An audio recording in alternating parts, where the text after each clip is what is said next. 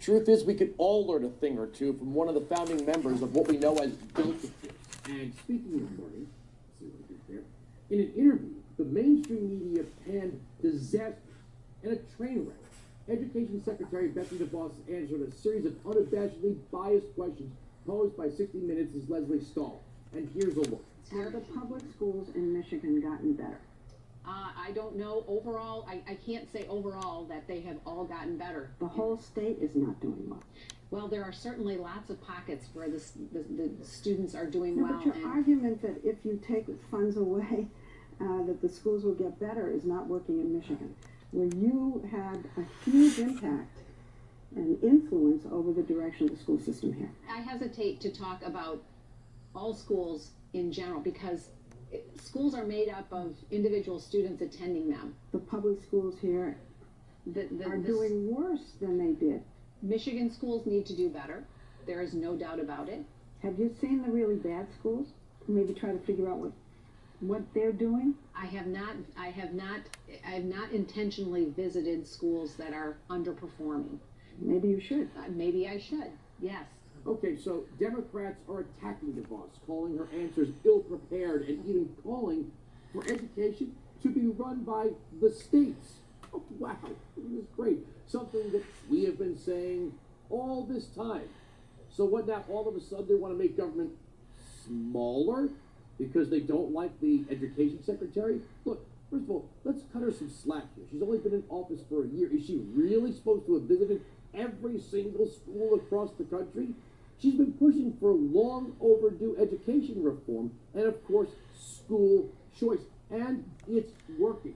For example, as DeVos pointed out, public schools in the entire state of Florida are doing better due to increased choice and higher enrollment in charter schools. Arizona is another example of a state where there's been an increase in charter school enrollment and a consequent improvement in public schools. Students at charter schools in Detroit are doing 2 times better than those in public schools, as DeVos tweeted out after the interview. And the list goes on and on. So instead of attacking DeVos for a less than stellar on-camera performance, maybe we should focus on the progress that has been made and will continue to be made with school choice policies. Now, the mainstream media instinctively, knee-jerk, reacts to defend old policies to keep public institutions in place. But let me ask you this. Who cares, and I'm being honest with this question, who cares if it hurts public schools? I mean, isn't the goal here the finished product? If the goal is about education, educating the children, we should do whatever it takes to create a smarter, better generation of children. Joining me now is CRTV White House correspondent John Miller. John, great to have you back. Thanks for joining us. Good to be here, Andrew. How you doing?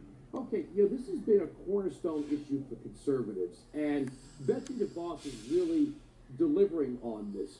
Public education in this country is kind of a failure because it has no real competition. Yeah, kind of a failure. I would say it's a nightmare. It's a monopolistic nightmare that doesn't give our kids the tools that they need to succeed. And Betsy DeVos is coming in here trying to fix that. And the fact of the matter is, it's not even, you said that it's a conservative issue. It's not just a conservative issue, actually. When you look at the issue of school choice, 2/3 of Americans are actually in favor. And that's just not Republicans who are in favor of it. Most minorities are in favor of school choice. The Latino community, the Black community, they are all in favor of school choice. So to make this into, a partisan issue, because as you said, they don't like the education secretary, does the final product our students a disservice. And they're worried about the public schools. Leslie Stahl saying, well, the public schools aren't improving. This isn't about the public schools. This is about the students. This is about how we get the students to succeed. And it shows that school choice is working in 28 of the states, which is technically a majority of the states. The charter schools are 40% more cost effective than their public school counterparts at boosting achievement in their students in the areas of reading and math. So you can see results. She got hit on the issue of Michigan, which she didn't have her stats backed up. All DeVos needed to say in that instance was the best research available that we have shows that our work and school choice is actually boosting, and students are getting 2 to 3 extra months in education at $2,800 less funding per student than in public schools. She just didn't have the research in front of her. There's also a study that shows that 65% of the respondents in a survey survey said that school choice made them more confident in their students' ability to succeed and their educational success. She just didn't have the stats ready. She should have come prepared. She was in hostile territory. She should have known that. Okay, so she's not great at answering biased questions from progressive interviewers. Yeah, exactly. But you know, to go back to the beginning of what you said, when I say it's a conservative issue, I don't see Democrats making this part of their platform. You don't see any Democrat really campaigning on school choice. It's quite the opposite. And, you know, when we talk about Republican outreach to inner city and minority voters, right, and I think we all agree it's been pretty terrible, but this is one of the places where conservatives and Republicans can make inroads. I mean, how hard would it be for a candidate for a local or county or state office to stand on a stage and say, who should decide where your kids go to school, the government or you?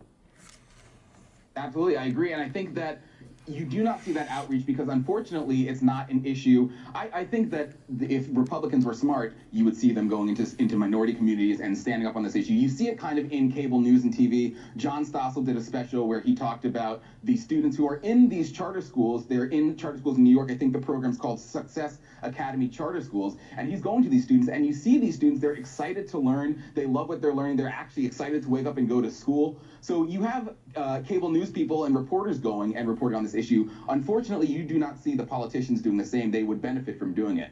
Let's talk about going into 2020 with this, because you know there's gonna be an obvious attempt to get rid of President Trump in 2020. One of the things, and I get a lot of progressives who tell me this is not a big part of the issue.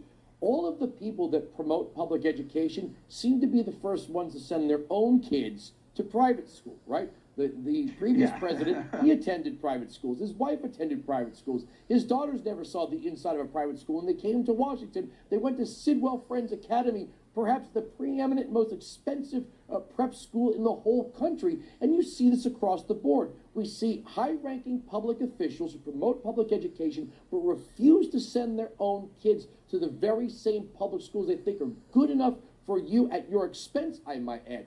I think if Betsy DeVos turns public education around, or at least produces a better quality result for students with school choice, Donald Trump can add this to the reasons why he should be reelected in 2020.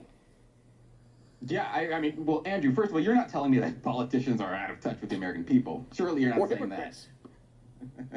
But I mean, I think you're right, and I think that the results of Betsy DeVos's policy will speak for themselves. If the minority communities and if low-income communities can see that these policies are benefiting them and their children, Betsy DeVos's appearance on a 60-minute show on Sunday night is not going to mean jack. So if they are producing results, you're absolutely right. Trump can campaign on this, but I think the results are going to have to come first, and then you will see minorities saying, "Oh, this guy is the evil person we are told he is." They will actually, I hope, maybe be more likely to support him in 2020.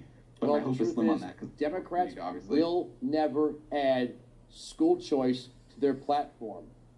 Full stop. It's No, not going to because happen. it takes control away from government, and if anything, they need that control in the government's hands. That's their platform. All right, John, thank you so much for joining me today. Thanks, Andrew. All right, time now for Party Shots. Here's a crazy and outrageous story out of Oakland, California. A coffee shop by the name of Hasta Muerte, which literally means until dead in Spanish, refused to serve a Latino police officer, citing its policy of, quote, asking police to leave for physical and emotional safety of our customers and ourselves, unquote. Well, isn't that cute? A coffee shop in a city that holds the title of having the third highest crime rate in the country, and a mayor who tips off ICE agents while doing their job, banning cops. Well, rest assured, Hasta Muerte Cafe, law enforcement will respond if you are ever in need, which is looking increasingly likely because you're a gun-free zone and now a cop-free zone. You might as well hang a sign on the door that says, rob us. Well, also that, and the police took an oath to serve and protect you no matter how much of a jerk you are. And by the way, we here at CRTV did a little investigation of our own on their Yelp page. And first of all, I have to point out their 1.5-star rating. Stellar. Seems like they got a really great operation going on. But what's really amazing about this place, which touts hating cops and being against gentrification, is that they charge $4 for a brew and $6 for a measly little empanada. How is is that not gentrification at those prices? What's more, they're supposedly against racism and discrimination, yet they discriminate against all cops. All this is, at the end of the day, a bunch of hypocrite hipsters trying to get all kinds of insta-famous, right? Losers. All right, we're right. They're wrong. The arguments on this television program cannot be broken. Make sure you catch me on SiriusXM Patriot Channel 125, noon to 3 East, 9 to noon West. From New York, I'm Andrew Wilkow. Thank you for watching CRTV.